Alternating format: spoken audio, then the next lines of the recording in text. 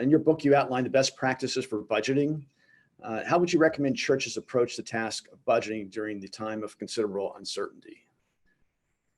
Thank you, Dave. And I join Ann in gratitude for this opportunity to be with you. I've been impressed over the years with what your presbytery does related to stewardship, as much as virtually any judicatory I'm aware of in any denomination. And we've enjoyed other opportunities to be with you in the past. At first glance, this question appears to be a very nuts and bolts kind of question. What do we do? What do we do first? And what do we do next? But it's a question that really pushes us back to some basic principles. And I think as you think about your budget for the new year, you need to begin by thinking about a concept that Presbyterian church historian James Hudnut Buehler uses of commonwealth. That is, think of every dollar that's given to your church, including all those dollars that have been given, that have been converted into property and assets. Every dollar given to your church makes up the common wealth of your congregation. Therefore, this common wealth can only be used for one purpose, and that is to fulfill the mission.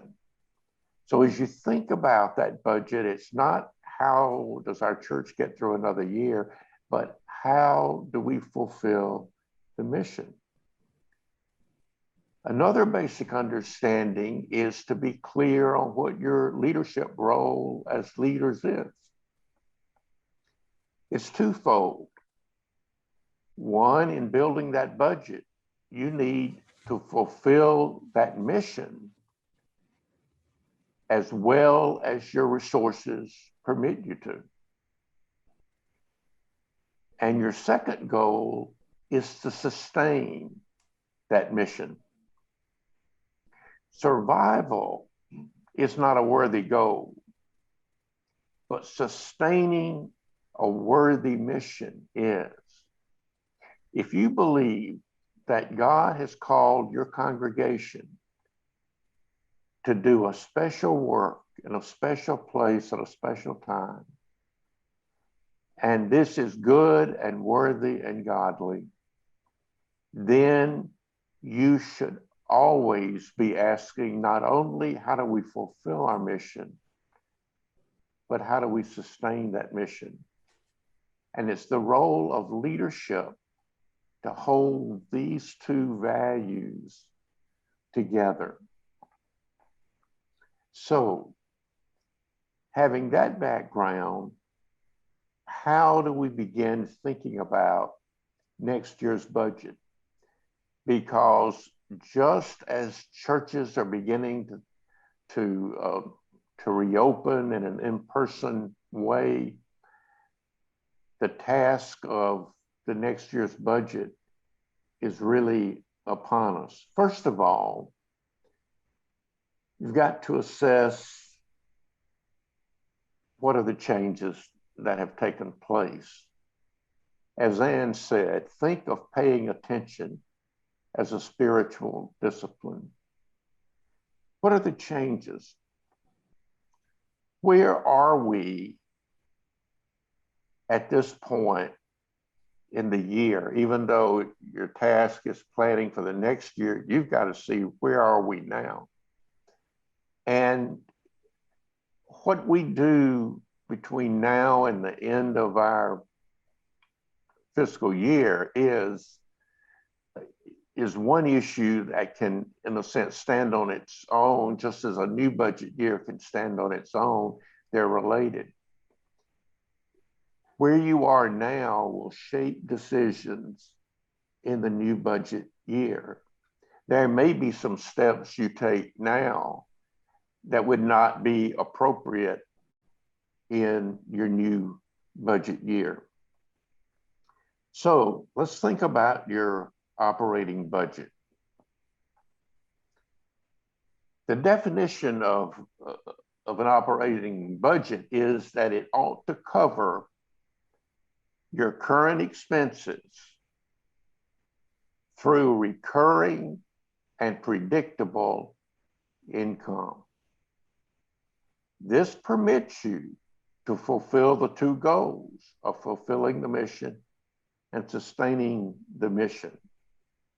So, on the one hand, you have to really begin on the income side. And so as you look at all the various streams of income, what does your best knowledge at this point tell you about what you can reasonably expect in the next year? Certainly there have been some changes in giving patterns. Perhaps you've lost people to COVID or other situations. Just as in any year, you need to pay attention to those. But many of our churches have multiple streams of income, which is a good thing. Keep asking yourself, what sources of income do we have for the operating budget that are recurring and predictable? Now, predictable doesn't mean you know exactly what it's going to be. For instance, there may be a stream of income you have for people who use your building for various one-time functions and pay a fee for that. You may not know exactly what that's going to be, but you certainly know what your, typical 3-year running average of something might be on that. So predictable and recurring. Now, one thing to think about is if your church has an endowment, you want to think about, well, what is our spending rate? Because sometimes the spending rate becomes so high that it's not recurring and predictable if you are eating into the value of it. So you want to make sure that your spending rate's conservative enough that you're able, through any 5 to 8 year period, would have total return that would equal your spending rate plus the rate of inflation, so that you're protecting that value, so that it's not just used for your generation, but it's available as it was intended to be used forever. Now, on the expense side,